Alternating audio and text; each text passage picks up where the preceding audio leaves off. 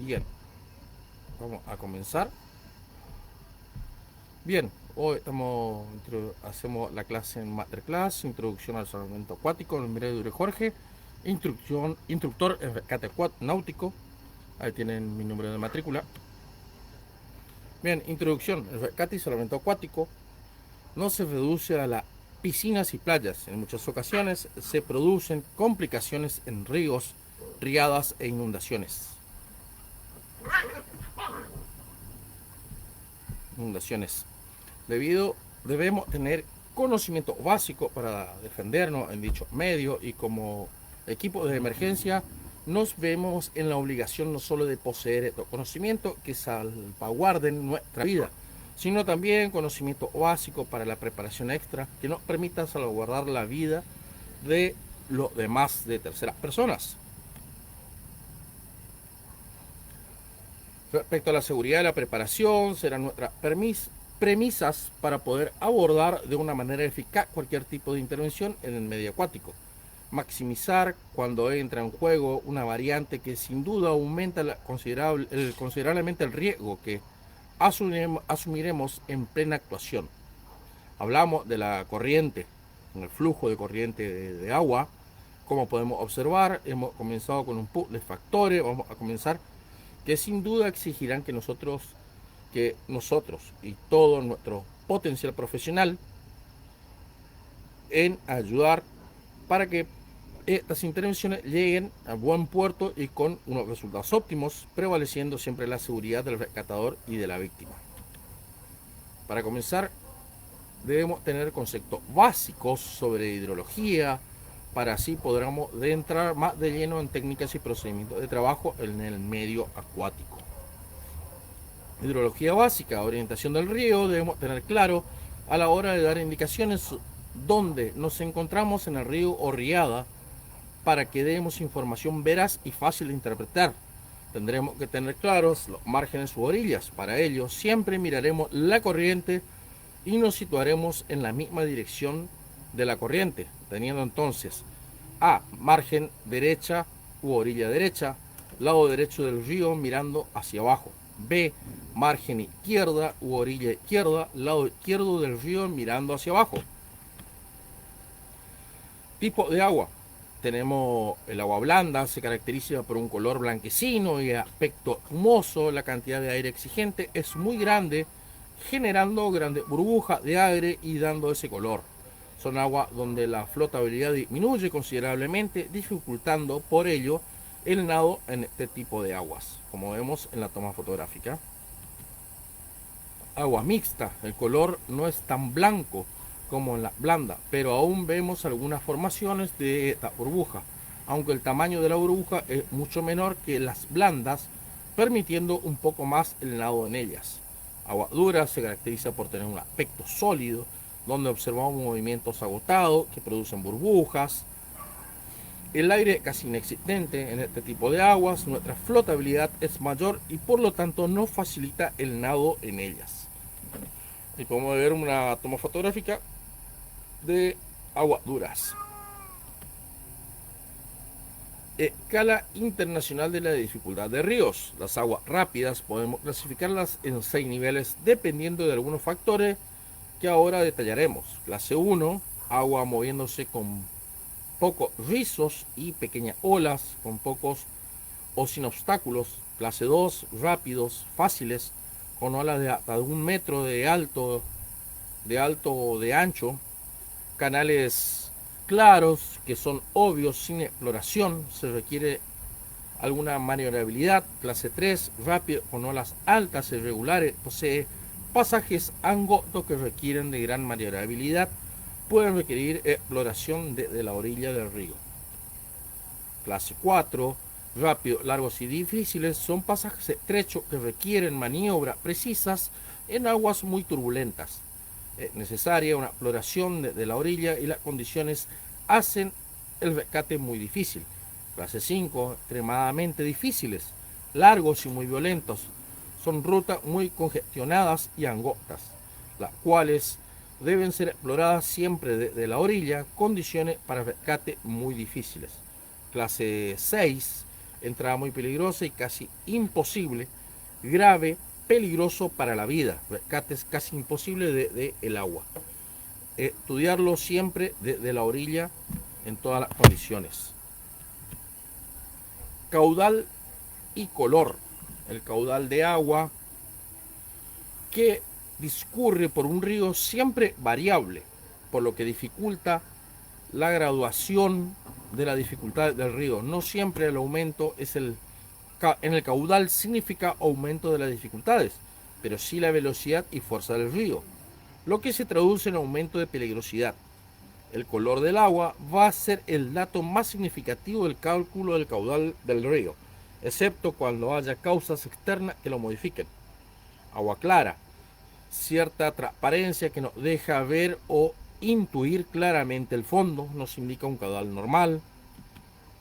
Agua turbia nos indica que aumenta la cantidad de sedimento que arrastra, bien porque acaba de terminar una gran riada o porque el caudal está aumentando. Podemos ver agua turbia de color gris, plomo, que nos indica que son aguas de hielo. Agua muy oscura, chocolate o verde, es indicación de grandes riadas y por lo tanto grandes peligros. Entorno de intervención, que vamos a verlo, entorno de intervención. Las actuaciones en el ámbito acuático se denominan como intervenciones de río, riadas e inundaciones, ya que son las intervenciones que necesitarán de un equipo de emergencia en caso de rescate o de incidencia. Dada la dificultad y magnitud de las mismas, este tipo de intervenciones las llevamos a cabo en distintos tipos de entornos porque comparten muchos aspectos. Por ello, podemos citar ríos, es una corriente natural de agua que fluye de una forma continua, posee un caudal determinado, cambiante durante el año. Esta corriente puede desembocar en otro río o en un lago o en el mar. Lago, masa de agua dulce o salada, estancada. Por lo general no suelen tener grandes profundidades, suelen tener gran vegetación en las orillas de cierta densidad. Tienen la peculiaridad de que pueden presentar mareas y variar según la estación del año. Embalses, gran masa de agua conseguida por tamponamiento total o parcial del cauce de un río o arroyo. Estos taponamientos pueden ser tanto naturales como artificiales, así por ejemplo de deslaves de laderas, acumulación de placas de hielo, construcciones de origen animal, por ejemplo castores, o simplemente presas hechas por el ser humano. Zonas inundadas, hablamos de zonas que se ven irrumpidas de forma lenta o violenta de agua. Estas zonas normalmente están libres de ella y tenemos diferentes causas que pueden generarla, como por ejemplo fuertes precipitaciones, desbordamiento de ríos y arroyos, ruptura de embalses, de hielos y mareas que suben por encima de su nivel normal. Las formas de intervenir se llevarán a cabo dependiendo de las características de cada uno de los citados entornos. En ríos, lagos y embalses, tenemos unas variaciones dentro de unos márgenes más o menos controlados. Cuando hablamos de zonas inundadas, aunque tengamos zonas localizadas por repetición, estas variaciones son menos controladas y por lo tanto entrañan un mayor riesgo e impacto sobre la zona afectada. Riesgos. Tendremos muy en cuenta a la hora de nuestra intervención los riesgos inherentes de ríos, lagos y embalses. Será muy importante a la hora de pensar una maniobra de intervención en dichos medios. Riesgos más comunes en ríos son rápidos, tramo del río de mayor pendiente provoca una aceleración y turbulencia de la corriente de agua. Suelen verse en zonas más angostas de cauce y donde la existencia de piedra es mucho mayor. Solemos identificarlo además por lo anteriormente dicho, por el color blanquecino del agua causado por las burbujas de aire generadas en cada obstáculo que atraviesa el agua. Observemos agua blanda en estas zonas. Corriente, debemos ser capaces de diferenciar los tipos de corriente y los motivos más importantes que generan. Sin adentrarnos adentrarnos en la profundidad, veamos los tipos de corriente y movimientos importantes que pueden jerarquizarnos la corriente de agua. Corriente principal, en la parte de cauce, donde la velocidad de agua es mayor y presenta mayor fuerza de arrastre, se suele ver a simple vista por los movimientos que genera. Corriente secundaria, parte del cauce que acompaña la corriente, perdón, corriente principal es la parte del cauce donde la velocidad de agua es mayor y presenta mayor fuerza de arrastre. Se suele ver a simple vista por los movimientos que genera. Corriente secundaria, por la parte del cauce que acompaña a la corriente principal, de menos velocidad y fuerza. Puede encontrarse a un lado u otro lado de la corriente principal o a ambos lados de la misma. Líneas de corriente son unas líneas imaginarias que forman parte de los diferentes tipos de corrientes, ya sea principal, secundaria o contracorriente. Es importante saber identificar porque nos serán de gran ayuda y a la hora de nuestra intervención. Contracorrientes se forman detrás de obstáculos o curvas muy cerradas. Son corrientes que podremos identificar por la gran acumulación de residuos flotantes, como también en muchas ocasiones podremos observar cómo la dirección de la corriente es contraria, ascendente a la dirección del río.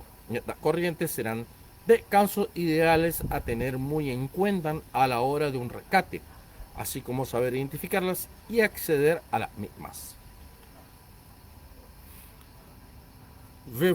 Rebusos son corrientes circulares de eje horizontal en el sentido de la corriente. Ejemplo comparativo: ruedas de vehículos. Son generados por la caída de agua desde una altura, cascada, crecidas por aumento del flujo medio del curso de un río. Cabe la posibilidad de que este se desborde hacia los terrenos colindantes, llamados llanura aluvial, aguas estancadas, aguas sin flujo y que van perdiendo sus propiedades y calidad con el paso del tiempo. Ahora vamos a los riesgos en lagos y lagunas. Lodos. Al ser masa de agua con poca o nula corriente, van acumulando sedimentos en el fondo que por escasez de movimiento hacen que tenga esta textura blanda y pegajosa característica del lodo o fango, como vemos en la toma fotográfica. Vegetación. Tanto la vegetación en las orillas como las algas provocan dificultad al acceso y salida del agua, provocando al rescatista estrés y cansancio, así como peligro de enredo tanto del rescatador como de la víctima, ahí como estamos viendo en la toma fotográfica. Riegos en embalses. Podemos tener los mismos riegos que hemos visto en los lagos, pero tanto el mayor riesgo asociado a la apertura de las compuertas.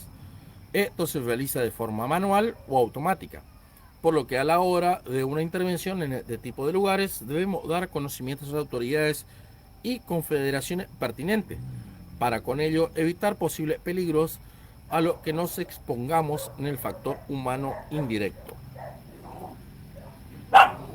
Riesgos e inundaciones.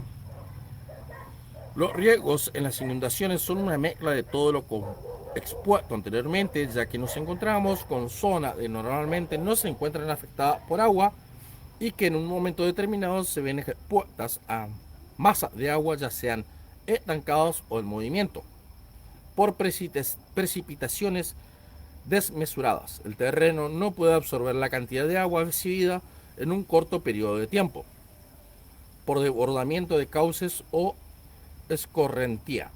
El cauce del río no es capaz de soportar una venida de agua superior a lo normal, por lo que el agua afecta a las zonas cercanas al mismo. Puede producirse por precipitaciones de hielo, taponamientos en el cauce, ya sean naturales o artificiales, invasión de zonas inundadas, acumulación de tierras por acciones del mar. Si la venida del agua coincide con la marea alta, no da tiempo a evacuar el caudal recibido. Bien, aquí vamos a los equipamientos y material de intervención en rescates. Voy a nombrar algunos, teniendo en cuenta nuestra propia seguridad y la de los heridos. Se considera que todo equipo debe ser apto para el uso en aguas rápidas, por lo que Además de ser práctico, deberá soportar la acción de las aguas, del viento, de la lluvia y de la fricción de las rocas u otros objetos en el río o cualquier tipo de riada o inundación. Es importante utilizar un equipo diseñado para soportar la fuerza de las aguas rápidas. Equipo individual de rescatista. Los rescatadores deben llevar siempre un equipo de protección individual. Aquí vemos la toma fotográfica. Material de protección, casco, silbato, chaleco salvavidas, cuchillo de rescate, bolsa para lanzar, lanza de ejecución, nunca atar a la muñeca. El calzado debe ser sólido, brindando protección al tobillo. Casco ligero, bien ventilado y con cojines o suspensión ajustable son las más utilizadas. Independientemente de la marca, su posición es la protección de la zona craneal ante posibles golpes. Debemos prestar especial atención a la zona facial cara, ya que el casco deja totalmente protegido.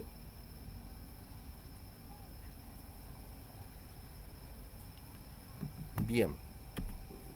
Neopreno. El traje de neopreno proporcionan protección térmica en condiciones de agua a baja temperatura, protección ante el viento mientras estamos fuera del agua, protección ante posibles golpes superficiales, así como también nos proporciona una mayor flotabilidad.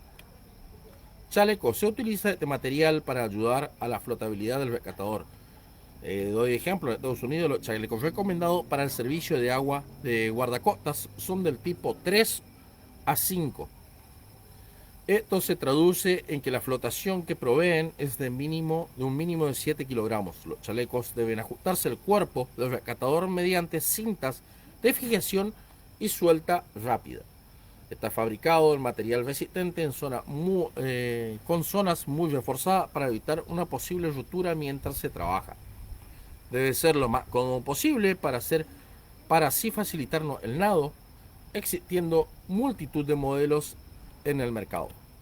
Aquí podemos ver, estos chalecos suelen traer bolsillo o zona donde llevar cuchillo y silbato por la parte delantera, y algunos traen zona para incorporar la cuerda de rescate en la zona trasera. Ahí podemos ver una toma fotográfica de uno de los chalecos que utilizan los rescatistas.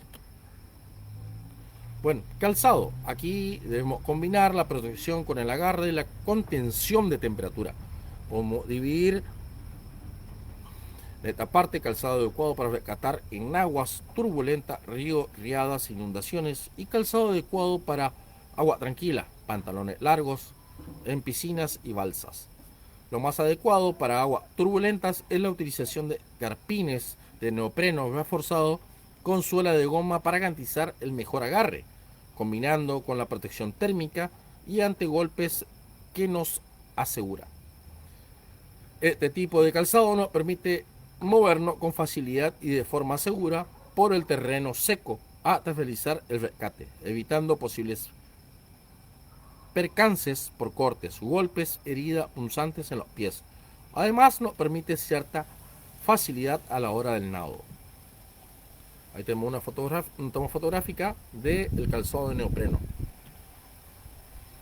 Guantes: debemos utilizar guantes con el mismo objetivo que el calzado, combinar una protección térmica ante golpes y que nos porten la mayor destreza manual posible. Se suelen utilizar guantes fabricados con una combinación de neopreno y piel, aunque también se usan los guantes fabricados únicamente en piel por su mayor comodidad y tacto.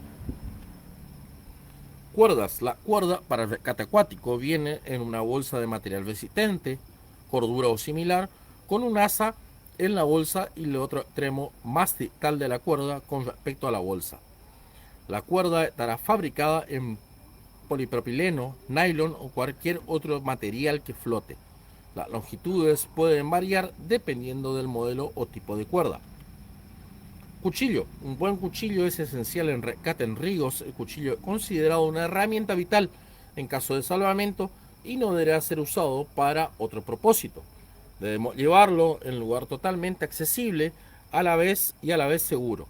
Silbato: se hace aconsejable el uso de silbato acuático por la comunicación entre rescatistas, captando la atención de todo aquel que lo escuche, pudiendo realizar multitud de señales sonoras con él. Debemos tener en cuenta que en el medio acuático, a la vez en aguas turbulentas, por su ruido no pueden dificultar muchísimo la comunicación entre el rescatista y el equipo de rescate.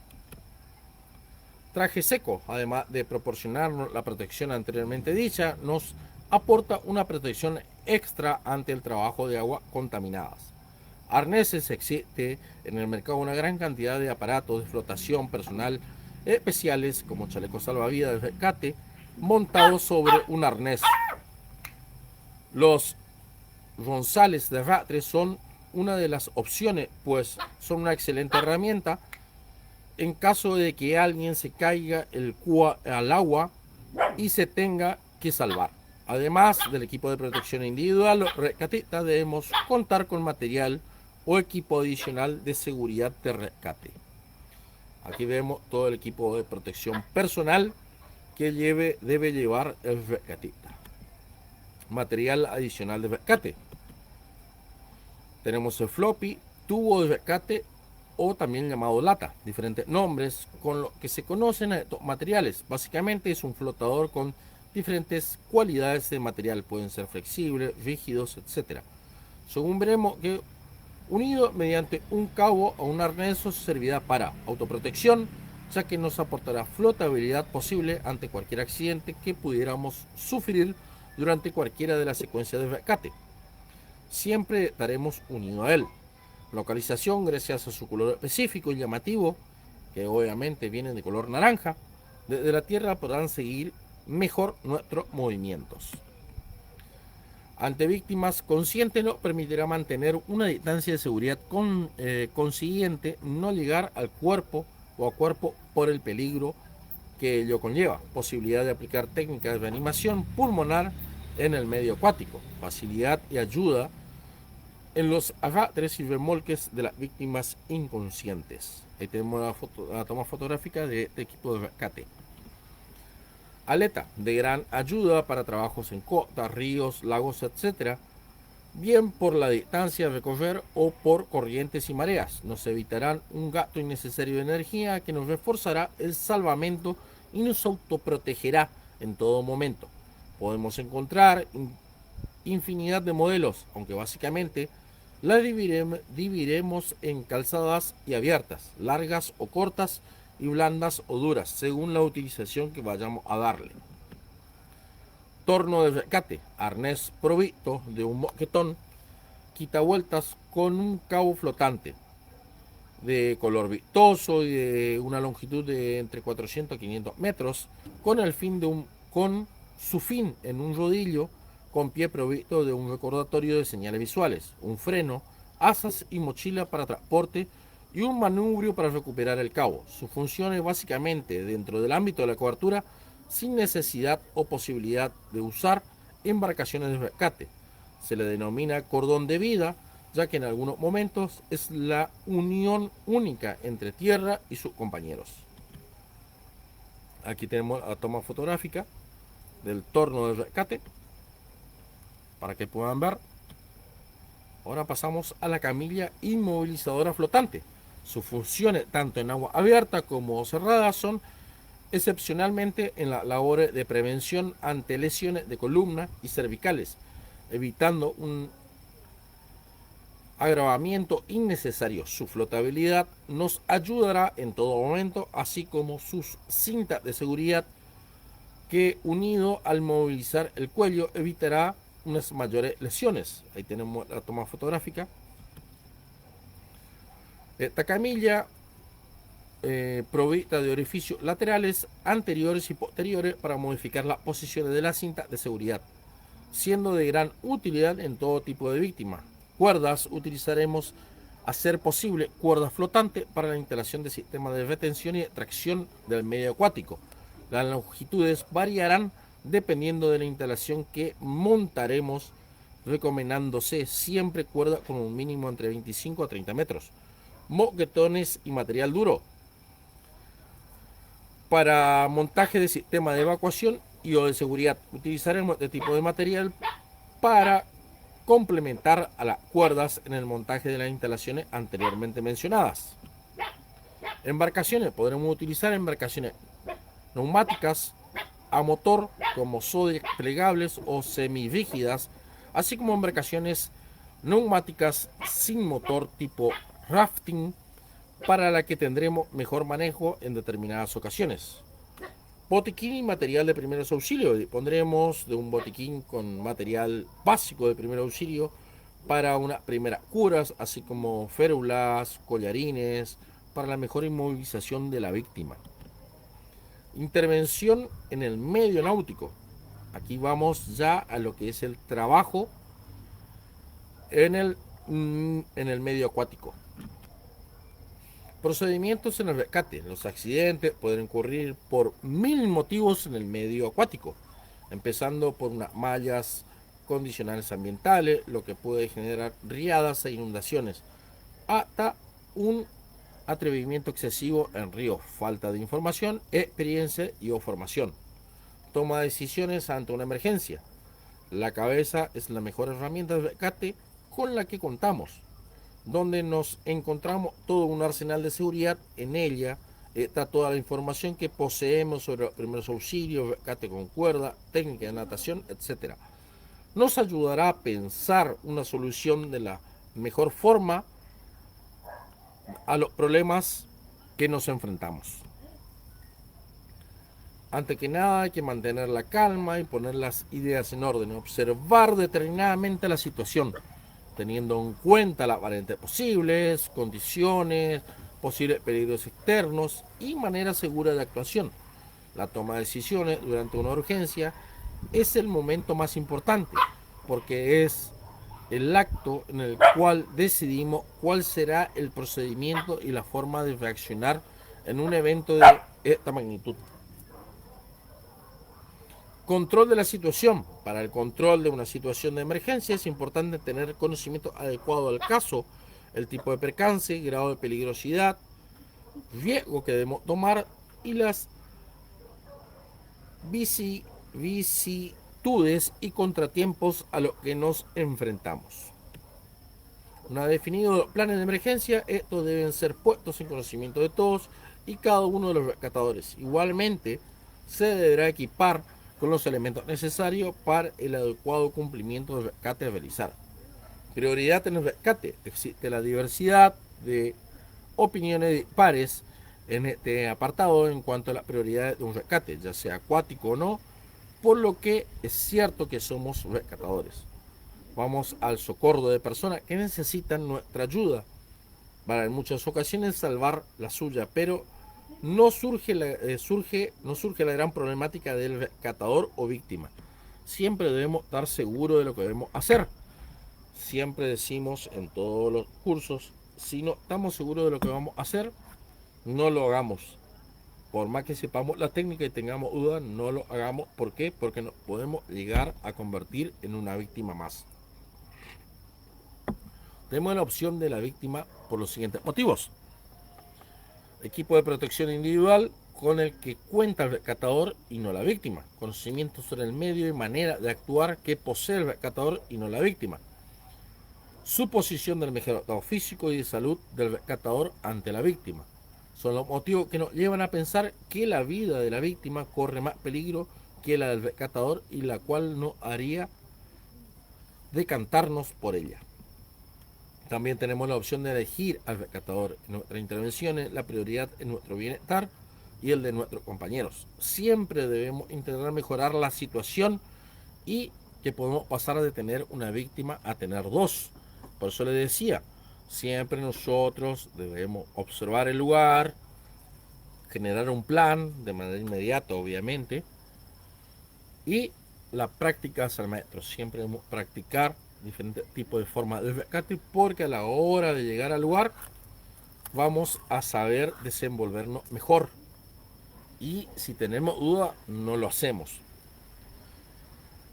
Tenemos 4 puntos apartados: que el vínculo emocional que nos une a nuestros compañeros. Es definitivo ponernos las dos opciones para resaltar que la prioridad En el rescate depende de la situación. Haremos una cosa u otra, no podemos regirnos por una regla estricta.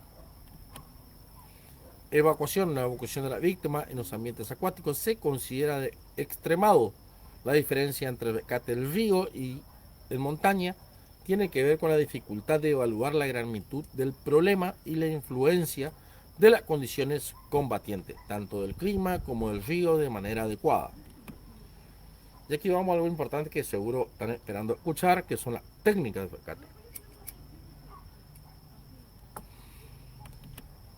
Bien, cuando actuamos debemos hacerlo de forma rápida pero segura, como les decía anteriormente. No dejemos ningún cabo por atar. Debemos contemplar toda la premisa y ver la manera de menor riesgo para actuar. Técnica de vadeo. Acá tenemos una técnica. Vadeo en solitario. En multitud de ocasiones tenemos que vadear río para realizar la tarea de rescate. Para ello buscaremos zonas de poca profundidad y lo haremos con ayuda de cuerdas o sin ella. Para el vadeo en un río sin cuerda debemos observar la corriente suave. Para ello siempre mantendremos 3 puntos de apoyo fijos en el río, progresando de forma lenta y progresiva para evitar los posibles empotramientos de nuestros pies y cualquier obstáculo que podamos encontrarnos en el fondo. Lo correcto para este tipo de vadeos sería utilizar un bastón o un palo, por ejemplo, para tener un tercer punto de apoyo y o contacto. ¿Qué significa esto? Aparte del bastón, sería buscar primero la profundidad en el río y un tercer apoyo nuestro. Así no vamos a ciegas. El vadeo lo realizaremos mirando agua arriba, apoyando un extremo del bastón en el fondo e inclinando un poco al cuerpo hacia adelante para contrarrestar la fuerza del agua. Iremos vadeando, pero con movimientos muy lentos y cortos. Siempre se adelantará un único punto de apoyo en cada paso, manteniendo 2 puntos de apoyo fijos en cada movimiento. En caso de que la corriente sea mayor, utilizaremos una cuerda para ayudarnos a vadear, que sería nuestra cuerda de vida o línea de seguridad. Se colocó una cuerda horizontal atada a las orillas del cauce, siempre con un extremo desembragable. En vez de atar la cuerda, podemos tener a la persona en cada orilla sujetando los extremos de la cuerda también. Y como vemos en la toma fotográfica, vamos ingresando, podemos ingresar de a uno o de a 3 o en equipo para un mejor trabajo. En caso de la caída del socorrista, si la cuerda está atada a las orillas, soltaremos uno de los extremos dejando que la corriente lo desplace a la orilla, donde queda el punto fijo de la cuerda. Si en el caso de que hay personas sujetando la cuerda, actuarán de la misma manera, soltando uno de los extremos para que la situación sea la misma que la anterior. Cuando realizamos estas técnicas en calles inundadas por corriente, mostraremos la cuerda siempre alejada de posibles tapas de alcantarillado, ya sea que la peligrosidad de caer en una de estas alcantarillas y ser succionado es bastante alto. Vadeo en grupo. La forma más elemental de cruzar ríos en grupo supone una variación de cruce en solitario. El rescatador que cruza solo lleva a alguien a cuestas de una a otra orilla. En un segundo rescatador sigue al primero estrechamente unido a su espalda y piernas. Si el grupo está compuesto por 3 rescatadores, es preferible optar una formación de triángulo y rodear los hombros de los compañeros con los brazos. Otra forma de pasar gente de un río es que pasen cuerdas de extremo a extremo del río apoyándose en la cuerda horizontal fija y cruzando de a poco como se indica en el dibujo. Ahora vamos a ver, ¿vieron ahí? Ahí está la toma fotográfica de cómo lo hacemos con cuerda con fijación de extremo a extremo. Aquí tenemos la técnica de desplazamiento, como vemos en la toma fotográfica, dirección de la corriente, cuerda de estabilización, con nuestra línea de seguridad, colocar a la víctima en el centro de la formación y nos desplazamos. Autorrescate. El rescate en ríos, riadas e inundaciones, todo ocurre a gran velocidad. Cualquier duda o retraso en la actuación hará que nuestra intervención no sea fructuosa, haciéndonos vivir situaciones límite, pues nos encontramos en un medio violento. La poderosa corriente agotan hasta los nadadores más experimentados. Sin embargo, hay que relajarse y nadar racionalmente para buscar un lugar seguro. Se debe seguir la corriente del río intencionalmente. La primera reacción ante la caída del río puede ser de la confusión hasta el pánico. Lo primero que será es calmarse. La mayoría de las salidas a nado no permite salir a la superficie al instante. Una vez que la superficie se observará con cuidado el río y las orillas. Si se observara algún peligro, se inspeccionará agua abajo por si se ve una poza o contracorriente para llegar hasta él y esperar la ayuda. Nadar en rápido de diversas dificultades. Esta técnica se usará tanto como autorrescate para como actuar como rescatador encordado. Para ello nadaremos de forma inclinada en contra de la corriente para contrarrestar un poco la fuerza de la misma. En caso de ser atrapado por un rumbo o cualquier movimiento de agua, nunca nos quitaremos el chaleco, excepto si nos hemos enganchado a algo y en peligro inminente. Rescate por contacto. Las estadísticas demuestran que entre 7.000 a 9.000 personas se ahogan cada año. Por lo menos una tercera parte estaba tratando de rescatar a otra persona. Usualmente los rescatadores de contacto se vuelven necesarios cuando la víctima va pasando por la orilla del río y no cuando nadan solos en estado de pánico o desesperación, o tienen alguna lesión y sufren de enfriamiento, o en otras palabras no pueden facilitar su propio rescate. Las opciones se barajan de bajo a alto riesgo son de alcance de la orilla con un bastón de madera o similar, lanzar una cuerda de la orilla, remar usando una embarcación, aproximarse a la víctima y agarrarlo. Aquí tenemos la forma de rescate en tierra. Los rescatistas asistidos de la tierra difieren de los realizados del agua. Es un aspecto muy importante. El rescatista que efectúa el salvamento se encuentra en tierra firme, libre de corriente y de la embarcación. El rescatador suele llevar a cabo el auxilio más preciso con fuerza que los llevados a cabo del agua, sobre todo si la situación de rescate es previo antes de que sucediera. Lo más importante será la disposición de todo el grupo en cuanto a todas las maniobras pueden ser muy rápidas y sin margen de duda. Por lo tanto, la colocación del equipo y reparto de tareas deben ser algo que tiene que estar claro y muy ensayado. Por eso le decía, es importante la práctica. Podemos simular igualmente, estáticamente, todo tipo de trabajos, pero recuerden, esto es una masterclass. Muy importante, también será el montaje de línea de seguridad. Para ello, debemos disponer del personal suficiente y de acceso a ambas orillas, cruzando en caso de necesidad río arriba por la zona más fácil para ello. Hay varias formas de actuar de tierra. Rescate estático. Tome la posición sobre la orilla a la vista de la víctima por rescatar con la bolsa, con el extremo de la bolsa en la mano con la que se va a lanzar y el otro extremo de la cuerda en la otra mano. Intente lanzar la cuerda directamente a la víctima. Lance la cuerda con un movimiento suave pero firme y preciso. Asegurarnos primero nosotros con una buena posición o algún anclaje a la orilla o con ayuda de un compañero para evitar que la víctima, una vez que agarrara la cuerda, no se arrastre tras ella. El rescatador podrá moverse, pero nunca dentro del agua. Arrastre en forma de péndulo a la víctima hasta la orilla, donde podrá ser atendida por los demás rescatadores. Los rescatadores encargados de lanzar la cuerda siempre se colocarán corriente abajo, manteniendo en la medida de lo posible contacto visual y auditivo con la víctima para poder avisarlo de cuándo se lanzará la cuerda.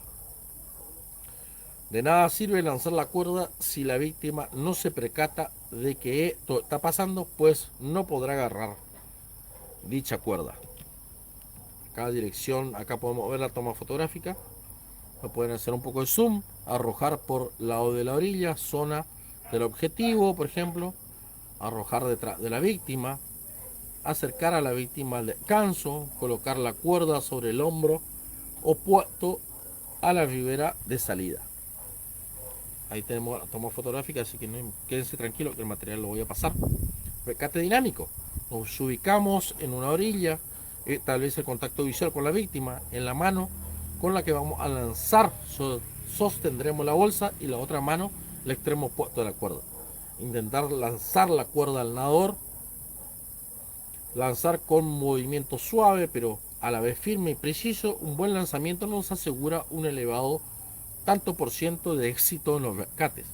Muévase por delante de la víctima a la que vamos a arrastrarlos hacia la orilla. Tire a la víctima hacia la orilla firmemente y moviéndose por delante de la víctima en dirección de la corriente. La bolsa se puede lanzar a la víctima en olas estacionarias.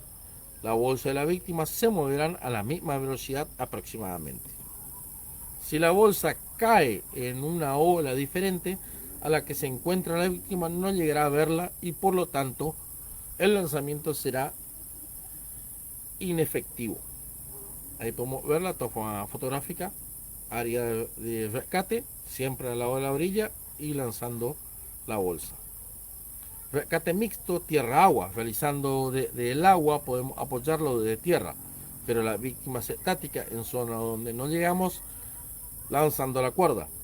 Accederemos río arriba donde estará un rescatador y se ubicará un anclaje seguro. Ataremos un extremo de la cuerda al moquetón del chaleco del rescatador. Obligatorio chaleco con suelta rápida. Desde esta posición el rescatador va acercándose a la víctima. El rescatador de tierra es el que en todo momento controla la maniobra. Bien, hasta acá, ¿alguna duda o pregunta? Chicos, ¿duda o pregunta hasta acá? Mariano, disculpa que no escuché. Si tienen duda o pregunta, Verónica, te escucho. Mariano.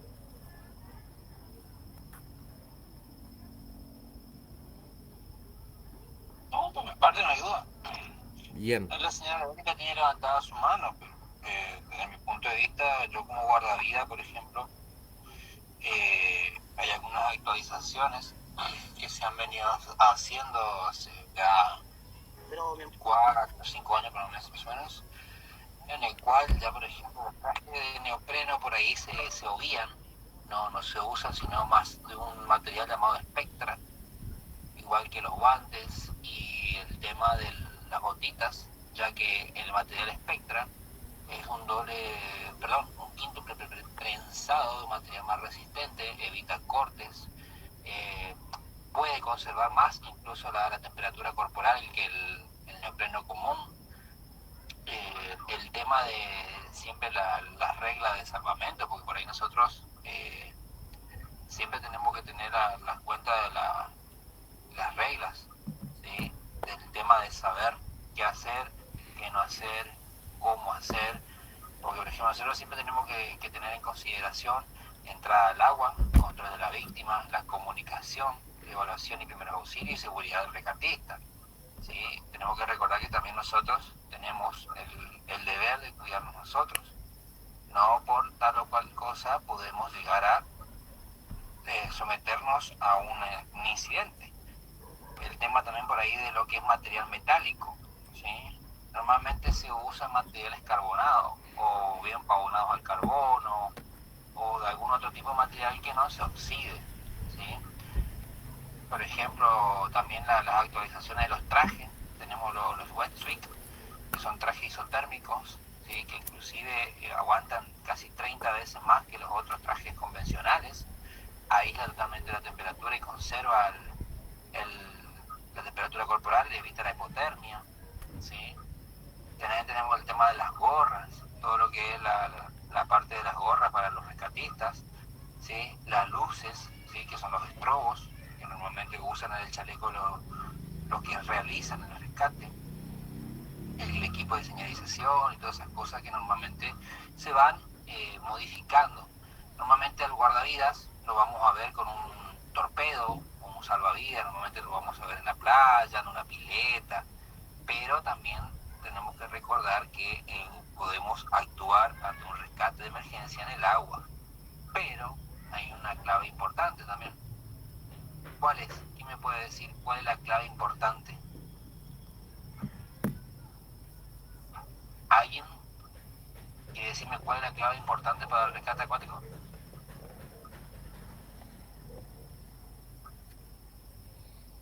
Cualquiera. Exacto, Saber nadar. Pablo. Muy bien. ¿Cómo le prendiste este micrófono y hablaste? Exactamente. No Saber podemos nadar. realizar, no podemos realizar un rescate acuático si no sabemos nadar, porque nos vamos a ahogar. Esa es la realidad. ¿Qué hace, por ejemplo, nosotros qué hacemos? A ver, creo que la mayoría habrá ido eh, a una pileta, por ejemplo. ¿No es cierto? Creo. ¿Qué hacemos nosotros? Nos desesperamos y ¿qué hacemos? Nos tiramos de cabeza. Y ahí normalmente cometemos el error fatal. ¿Por qué? Porque la persona que se está ahogando va a manotear, ¿sí?, al rescatador o a lo que vea, porque puede ser un perro, puede ser un salvavidas, lo que sea. La importancia del saber nadar, ¿por qué? Porque hay que inmovilizar a la víctima. Aunque ustedes lo duden, pero es así. Hay que tratar de calmar a la víctima e inmovilizarla. ¿Por qué? Porque una vez que la víctima se acerca, se va a querer cerrar las manos y prenderse al cuello, que es lo normal. ¿Y ahí qué pasa? Te hunde, porque son dos pesos muertos. Y se van a hundir como plomo. Entonces hay que evitar que nos agarre, o ella, o lo que sea, nos agarre y no se nos juegue.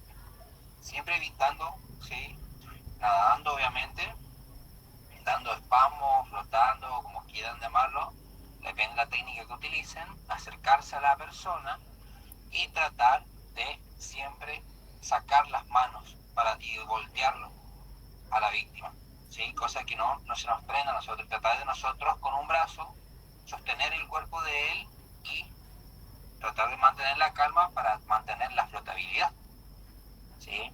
No es muy seguro tratar de acercarse de golpe, porque si nosotros tenemos los factores a considerar, por ejemplo, en el rescate tenemos el estado de la víctima, si está consciente, no está consciente, o si está en pánico, como les dije, el entorno, como le decía el instructor, el tema de la corriente, los obstáculos, la profundidad del agua, porque toda persona se desespera cuando los pies nos tocan el suelo, desde el nadador más profesional al más novato. Y siempre, obviamente, nosotros el tema es nuestro rescate, ¿sí? Siempre es nuestro rescate. Tenemos, por ejemplo, el tema de las técnicas, como le decía el instructor, tenemos el tema del acercamiento. Hay que tener en cuenta, depende de la situación, se puede nadar hasta la víctima, usar una tabla de rescate, también una embarcación, ¿sí? O bien, no tenemos nada de eso, un bidón. Y hay otra cosa que por ahí a lo mejor parezca tonta lo que le voy a decir, pero es efectivo. ¿Alguna vez vieron la lancha con motor fuera de borda? Los tanques de combustible. ¿Lo habrán visto? Normalmente son de color negro o rojo, son más comúnmente de color rojo. Tienen una tapita negra y una manguerita. Bien. ¿Eso es bueno o no es bueno como flotante? La respuesta es que sí. ¿Por qué? Porque el combustible se aliviana a comparación del agua alrededor de 60 veces. ¿Se entiende? No quiere decir que vamos a nadar con combustible, sino que el combustible ayuda a la flotabilidad. Por eso nosotros vemos un espectro cuando se derrama combustible sobre el agua, la reacción química. Justamente porque el combustible se aliviana con el agua. ¿Se entiende? Y si nosotros, por ejemplo, entra agua en nuestro tanque de la moto, le sacamos la nafta, ¿y qué hace? El agua se sienta abajo. ¿Por qué? Porque es más pesada. La densidad del agua por el hidrógeno y el oxígeno son más pesados que el combustible. ¿Se entiende? Por eso justamente es muy bueno un bidón. ¿Sí? Si tiene nafta, bien, ayuda a la flotabilidad. ¿Sí? No siempre vamos a contar con un torpedo. Después tenemos algo que quería comentarles. El salvamento o rescate acuático consta de 3 pasos. Primero, la seguridad acuática, que son las normas de regulación instalaciones de seguridad visible o las que no, que procuren la conducta de los usuarios de determinada área, ya sea de baño, que se manejan acorde de las mismas. Después tenemos el salvamento preventivo. Es la acción de anticipar a las situaciones de riesgo para mitigar su ocurrencia basándose siempre en las normas y utilizando llamados de atención con letreros, señales y cosas por el estilo. Después tenemos lo que es la parte del rescate acuático. En peor de los casos es la acción a entrar al agua en medio de una situación de riesgo, que es acercarse justamente a las personas en condición de peligro, tomarla apropiadamente y estabilizarla y sacarla justamente del medio acuático. Y obviamente si necesita brindarle los primeros auxilios, como le decía el instructor de hoy, hasta que llegue la ayuda, la emergencia, ¿sí? Lo que es la parte de ambulancia. Que normalmente si nos encontramos en una playa, siempre está ahí un servicio de emergencia cerca, gracias a Dios. Pero justamente podemos encontrarnos en la misma situación en una pileta. Estamos de vacaciones, en un quincho de un amigo, de un familiar, pum, pasa una desgracia. Dios no lo permita, pero debemos muchas veces estar preparados, ¿sí? Todos podemos practicar el tema de justamente moverse en el agua, ¿sí? Sondear el agua, ondular el agua y practicar la flotabilidad, ¿sí? Porque sí, también tenemos que aprender las partes, como le decía el tutorial, el tema del remolque de las víctimas, ¿sí? Tenemos el remolque por la axila, remolque por la nuca, remolque con una mano, remolque de víctima con lesión cervical y demás cosas, ¿sí? No es tan fácil como parece. Siempre nosotros tenemos que recordar no convertirnos en una víctima más, ¿sí? Creo que todos acá deben tener pileta en la casa o deben tener la pileta en un amigo. Cuando tengan tiempo, practiquen la flotabilidad, ¿sí? No traten de superar de golpe algo que a lo mejor les cueste, ¿sí? ¿Por qué? Por ejemplo, le voy a dar un ejemplo, ¿sí? ¿Qué hacemos nosotros? Manoteamos. Todo lo contrario, ¿sí? Mover las manos en esta forma hacia abajo. Meto, me corro hacia los costados y empujo hacia abajo. Las piernas van a hacer este movimiento circular, como si estuviéramos trepando. No hacemos esto con las piernas. ¿Por qué? Porque consumimos 10 veces más energía. Entonces 10 veces más nos va a costar flotar. ¿Sí? Balancear el cuerpo sobre el nivel del agua también ayuda, pero no es por mucho tiempo, ya que el cuerpo del ser humano ya es pesado de por sí. Entonces no logra por ahí su objetivo, por ahí sí y por ahí no. ¿Sí? Depende de la persona. Lo más práctico que pueden hacer es meter la mano, corro el agua, mando hacia abajo el manotazo. ¿Sí? Técnica de flotabilidad, pueden practicarla en la casa, pueden practicarla en la pileta de un amigo, en donde puedan. Lo que sí, no vayan, obviamente yo no soy quien para decirle nada, pero no practiquen en el río, ¿sí? Lo peor que pueden hacer si no tienen experiencia en nada es practicar en el río, y menos si no hay una persona que está cerca para ayudarlos, ¿sí? Acá donde yo vivo, cerca se ha ahogado mucha gente así, ¿sí? No recomiendo que practiquen en el río. En cambio, a mí mi papá, por ejemplo, me enseñó a nadar en el río. Fue tum, al río y bueno, así aprendí. Es media larga la historia, pero no lo voy a aburrir con eso. Entonces, busquen la pileta de un amigo, familiar, una pelopincho, lo que sea, y practiquen, ¿sí? Practiquen. Y luego van a ir perfeccionando sus técnicas para así poder tratar de realizar el rescate, ¿sí? De otra persona de forma eficiente, ¿sí? Eso es todo, Jorge. Espero que le haya servido. Ya estamos con 4 minutos nomás. Bien, Mariano, muchísimas gracias. Bien, chicos, si no tienen ninguna otra duda, vamos a dar por finalizado la clase de hoy. Recuerden seguirnos en nuestras redes sociales, me pueden encontrar como Instructor Dure Jorge, y nuestro canal de YouTube, que es Azul, tu canal de capacitaciones, que va a estar esta clase subida al canal. Así que aquellos que quieran el certificado, como siempre, les digo, se comuniquen conmigo y el día de mañana les estaré pasando la certificación. Muchísimas gracias y que tengan muy buena noche y muchas gracias por estar presente.